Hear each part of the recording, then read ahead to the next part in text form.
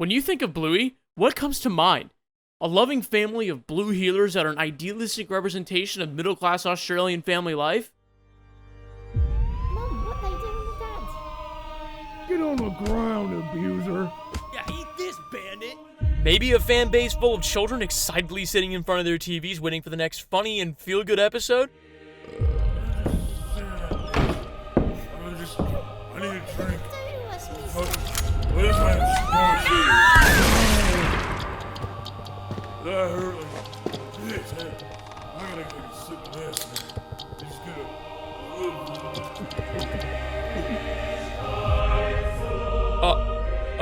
How about this? A chill atmosphere where the only type of love between characters is familial love.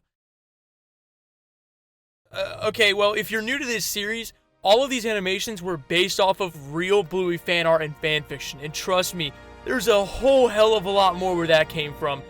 Welcome, ladies, gentle furs, and angry Bluey fans, to one of the most bizarre and disgusting fandoms you've ever seen.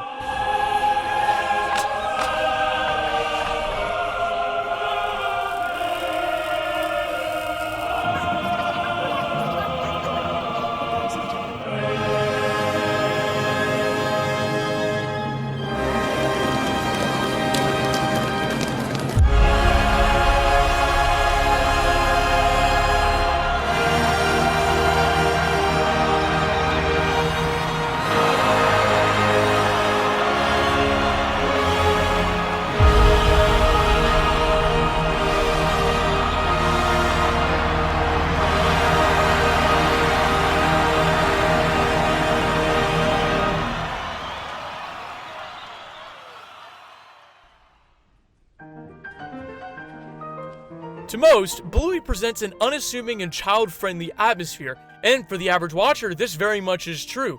The show was created by some Aussie bloke named Joe Grubb for Australian audiences in 2018 before receiving American and later international publication through Disney. If the Australian accent is your thing, I'd skip this show because holy f***, you'd want to rip your ears off. I'm gonna call you Bartleby. It centers around the life of two little girls with the rest of their family just, I don't know, hanging out in Australia, whatever Australians do. I'm gonna punch your head in. Surprisingly, it's actually a very high-quality show, compared to the other Crabio Mondays-ass iPad slop that most kids are watching today. If you've seen the show or know a lot about it already, it's pretty obvious as to how this show fits into my fandom DEFCON tier list. It satisfies two, partially three of the risk vectors for a fandom, chiefly being the following. The show complements an emotional void that many have, in this case being a stable and happy family life, alongside having an art style that is easily modifiable and that leaves a lot to the imagination. Wonder why the Breaking Bad fandom is so relatively chill? Well, because who the hell wants to live in Walter White's scenario? So you may be wondering, how deep does the rabbit hole truly go? While I wouldn't call this fandom as absurdly inappropriate as a Loud House's fandom overall, Bluey presents a whole other dimension to this issue. Bluey is a show intended for literal toddlers, not for older kids or teenagers as in the Loud House. At least in the Loud House, some more mature themes were discussed. Also, characters above the age of 18 often appeared in storylines. In Bluey, however, any weird piece of fan art has the strangeness level knocked up a couple notches because of the fact that this show was meant to teach and entertain children and children alone. But Jack, there are like adult jokes and lessons intended to help parents with their kids, and I don't care. Adult jokes are in every made-for-TV kids cartoon since they were first made, and just because a show has content for adults does not mean that it's their target demographic. This is a, if you're bored, sit with your son Xavier while he's in a little baby cage in the living room, barely even understanding what's happening on the TV in the first place, apart from the fact colorful blue and yellow rectangles are hanging out on the screen.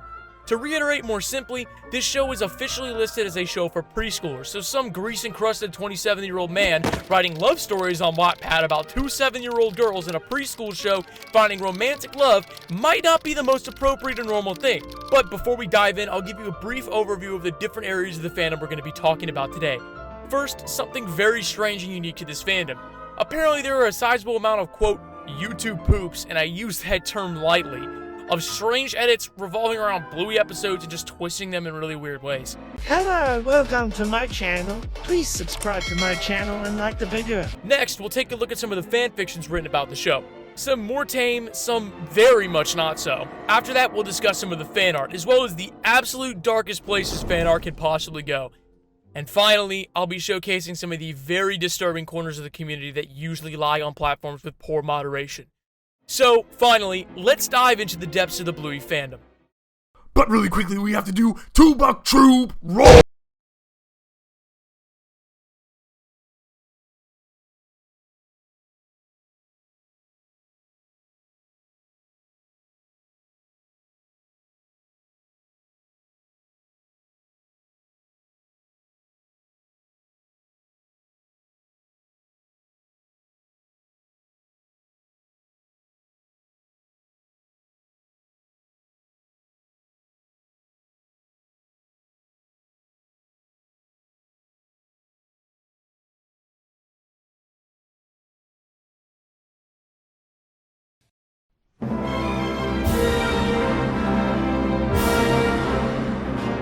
Let's talk YouTube. Well known for its plethora of high-quality content made for kids, such as Baby Bingo Funny Stories, or the endearing and ever-loved cult classic Poor Baby Bingo Life, Bluey Family. If you didn't get the memo, we're going to be talking about all the Elsagate-esque content that has popped up on YouTube, as well as some other disturbing videos made by kids themselves in the fandom. I understand none of this is earth-shattering compared to the stuff I'm going to be showing you later, but I'm using this section more so as a means of introduction to this fandom and how it's sorta different from the Loud House fandom. To explain what I mean, if you've seen the first Fall on Fandoms video, the Loud House fandom is more disconnected from the core show, often taking strange tangents and entirely making things up. Bluey, however, has a fandom much more rooted in the show itself, usually keeping characters the same and just adding on to the show. So, much of the strange content I'm about to discuss is usually edits of the actual show, ranging from a little strange to borderline fetish content that's YouTube appropriate in this case. Since I don't want to just copy footage from these creators, I've made some special animations of my own to describe exactly what's going on in these videos. In an insane twist that takes this shit from 0 to 127 seconds flat, we have a Kubrick-worthy stop-motion animation fit with its own score by Hans Zimmer. This video, aptly titled Bluey Healer Pain Poop, is exactly how it sounds. It's some kid recording his screen while he taps through a slideshow of images he made showing Bluey, a 6-year-old girl who he thinks is a boy by the way, sitting on a toilet, farting, and that's really it. Nani? Yeah, I cried. Another similar video detailing some kids' elegant concepts for some, quote, aftermath or something. I want to say this has something to do with the show Learning with Pibby, but my guess is as good as yours. As he flicks through some of the slides, we see, presumably, a young girl from the Bluey world with both her arms and her left leg amputated, and the top of her left ear missing as well. Other characters show signs of cuts and bruises on their skin, as well as the dad from the show having multiple stab wounds and having his ear Van Gogh'd. Anyways, moving on. I found a channel dedicated to making strange pregnancy-based Bluey videos. I wonder what other videos they made. Oh, I see. I wonder what's with the dramatic switch from the Loud House to Bluey. Anyways, either way, all of these videos are well over an hour long. To summarize a little bit of the first video, the first part starts with Bluey's dad fucking abandoning Bluey at some random person's front door. In 9 seconds, we already have a Meet the Robinsons ripoff. There's a time skip of a few years where Bluey wants a hot dog but doesn't have enough money, so she just steals money from a homeless person. Mind you, this whole thing has no dialogue and is just royalty-free music, likely because whoever made this doesn't speak English very well. So then her dad beats the ever-living shit out of her after buying the hot dog, and then the story ends. No comeuppance, no apology, nothing. Security system takes control of Squidward's house and begins a Pretty sound formula for success, honestly. There's a lot more I could talk about with this channel alone, but given I don't want y'all's brains to turn into yummy strawberry pudding, I crush the alien. let's move on to the next part.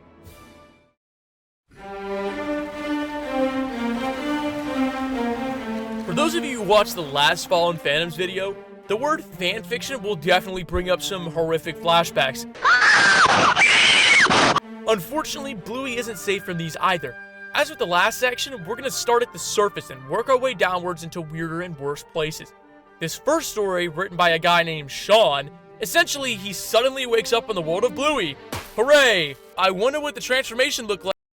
31 years old to 7 years old as a male hanging out with a 7-year-old girl. Man, that escalated quickly. In this modest 37-chapter, 37,228-word short story, we witness our age-regressed anthropomorphic dog protagonist interact with the world of Bluey. The way this line is written is just a little off-putting. Quote, "No, I'm not. I don't even know where I am or what happened to me," I whined in my 7-year-old voice. Like, what a weird thing to emphasize in writing. I'm sure I'm not the only one who feels this way. This chapter ends with him or her being left homeless outside and shivering in the rain. Next chapter, he or she is still lost and wandering through the suburbs of some city in Queensland, shout out to the Aussie viewers, while trying to avoid people to not get, like, sent to a Bluey orphanage or foster home or something. And oh look, he happens to stumble upon the same 2 people he met in the forest last night. Who would have anticipated that? In the next chapters, he meets the main character, Bluey's family, which I'll just call the healers from now on. He tries to explain what a human is and fails. Then we end the chapter with another very unsettling and weird line. Quote, "I took a sip of the cold, bubbly drink and I immediately jolted back. Oof, that's a lot of sugar. I wonder what this will do to my 7-year-old body." Again, just a weird way to put things. Definitely hinting at the writer secretly wishing for a life like this, even if it's purely out of the want to be a child again rather than anything truly creepy. Then he gets officially adopted by the healer family. Holy crap, I am freaking out. The story isn't over yet, but the idea that this is, quote, training for this guy's real-life child, and it's the universe helping him in that journey is far from the worst theme I've read in fanfiction, but we've only just scratched the surface. Up next is a fanfiction called, quote, "Fattening a Healer," which is just as literal as it sounds. It stars some uncle in the show named Radley who accidentally bumps into a man named Chase at a corner store. Naturally, this blossoms into a very healthy and prosperous homoerotic relationship. Quote, "So, thanks for taking me out, Chase," Radley said gratefully. "Heh, it's nothing for a cute guy like you," Chase said. Basically, they keep ordering food and Rad's stomach cartoonishly inflates due to the sheer volume of the food. Quote, "turning Chase on."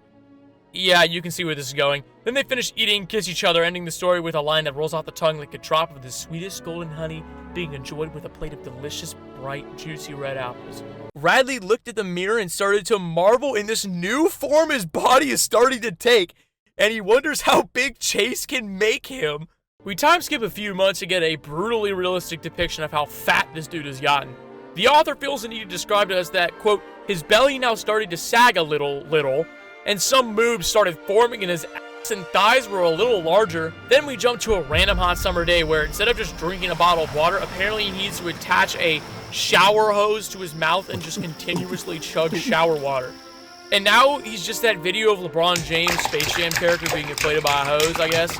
We ended the line, quote, "Radley rubbed his belly one last time before finally being able to get out and call his partner so he can come over and enjoy his size. Tilda." I understand this might be an issue in other fandoms, but the issue here is that this fandom, just like the Loud House fandom, has been expanded far beyond its means. Wherein most kids show fandoms, like say Thomas the Tank Engine, are strange in their own right, the show doesn't really attract a wider audience outside of children and people with a hyperfixation on trains. Bluey, for the sheer fact that it features anthropomorphic animals, yes, I'm looking, staring in your direction, furries, as well as satisfying the tenets that makes a fandom abusable that I mentioned earlier. To round things off, I'm going to be stepping into a website that isn't exactly a moral and ethical high ground. I don't want to reveal the name of this website, but I found it while doing research for the Furries Have a Big Problem video. Basically, imagine E621, but with basically no rules, and it also has fanfictions as well. I'm sure you can see where I'm going with this. I promise I'll spare you guys the most awful part of these stories, but to show how far the Bluey fandom has fallen since its inception, we must understand how deep this rabbit hole truly goes. This story called Bluey, Bandit's Favorite Daughter, Vor, exemplifies how awful this fandom can truly get. I only share a few choice words from this story to demonstrate how truly awful it is, with the rest being loosely recapped. Essentially, we start the story with the dad, Bandit, complaining about his hunger. We continue alongside him and Bluey herself just kind of screwing around and Bandit playing with her in like a normal way a dad would, kinda. Saying stuff like, "I'm gonna turn into a werewolf and eat you because of how hungry I am." But our author here decided to cut to the chase immediately after saying this, saying, quote, "He lifted Bluey's fat furred finger into his mouth from the same hand he'd been holding Bluey with and slipped it into his lips." Later writing, quote, "She's delicious," he muttered and then shook his head. What the heck, Bandit? What are you thinking? As you can clearly see, this isn't headed to a child-friendly direction. I mean, were you really expecting that at this point? For the next couple paragraphs, he's reeling from his disgusting thoughts, only for Bluey to, of course, wanting to keep playing, say, quote, "I do," Bandit responded as he watched his blue-furred pup sway about, her thick and tantalizing smell wafting past his nose. What? Then they started chasing each other around the house until Bandit just starts calling her a lard ass and how she's a, quote, fat little pup. I bet you just melt inside me. So of course, Bluey gets hurt by this, then turning around to see, quote, the hot pinkness of Bandit's maw rushing towards her. Then, naturally, Bluey starts screaming and crying, which points at the dark fantasies the author may have surrounding harming children. Some absolutely psychopathic lines emerge a few paragraphs later stating, quote, and then there was the smell, young and tantalizing, mixing with the thick scent of fear leaking off of Bluey's screaming form. I wouldn't blame you for thinking I'm reading the secret diaries of some insane serial killer featured in a Netflix documentary. Bluey pleads to not be eaten one last time, only for her dad to fucking swallow her whole, ending with bye-bye.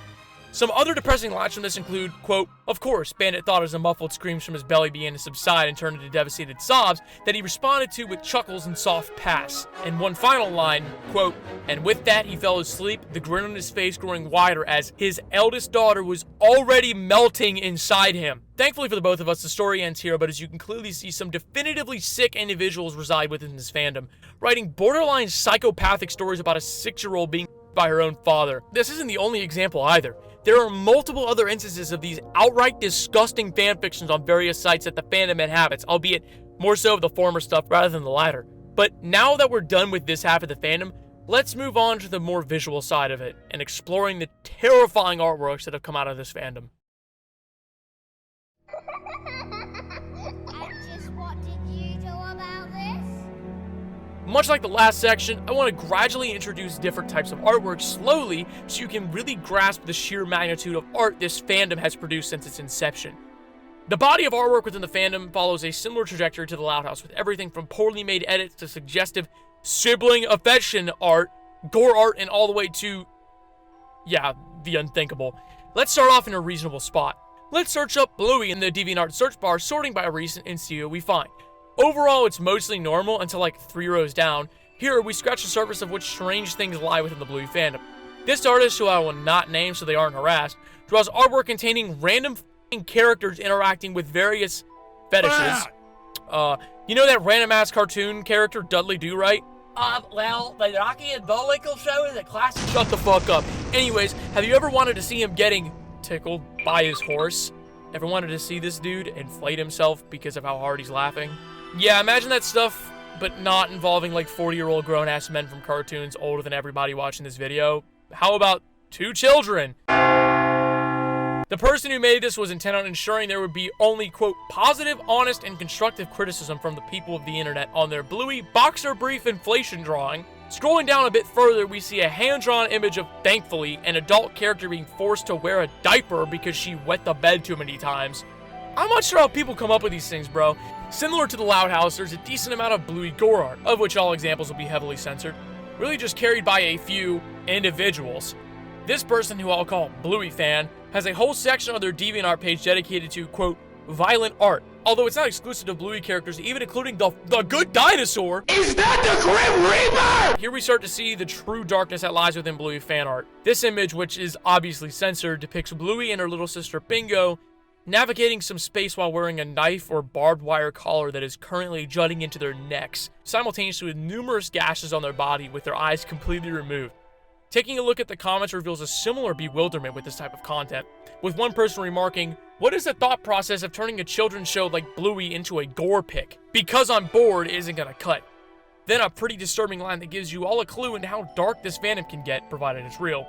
Quote, "A dear friend of mine dared me to make this then post it. And if I didn't, they wouldn't be friends with me anymore.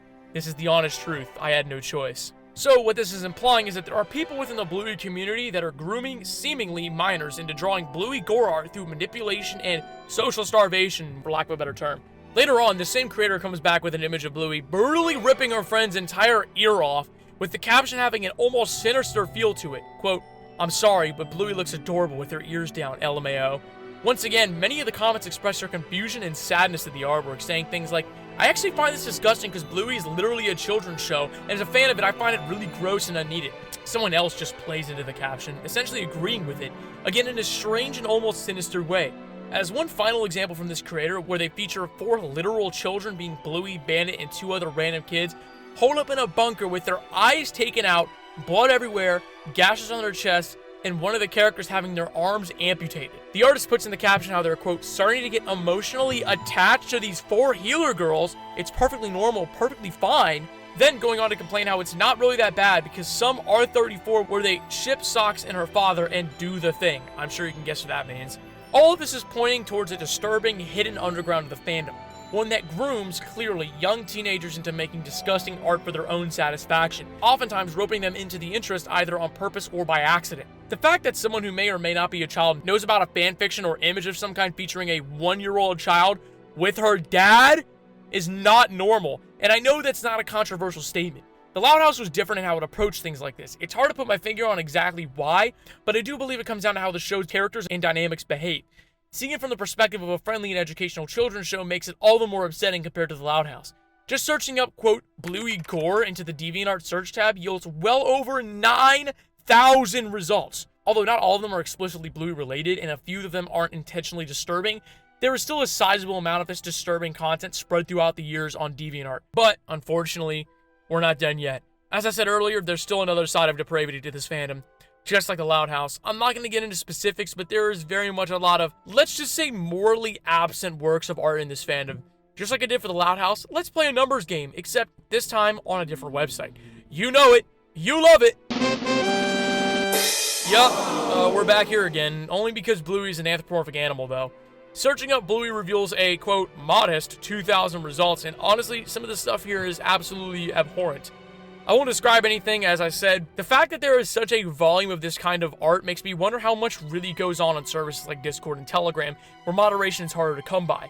Although it's not inherently the furry community's fault that this exists, the majority of people who have made this sort of Bluey content are furries. I don't want to create a fallacy of composition or anything, so do note that I understand that this really is a case where just because a few furries do it does not mean the majority of the fandom approves, as shocking as that may sound to some of you.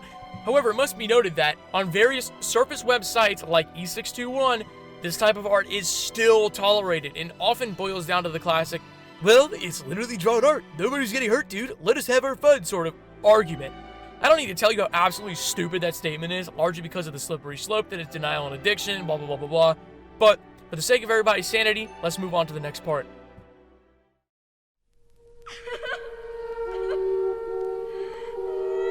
Before I started writing this video, I did some preliminary research by watching a video by a YouTuber named That One Pickle.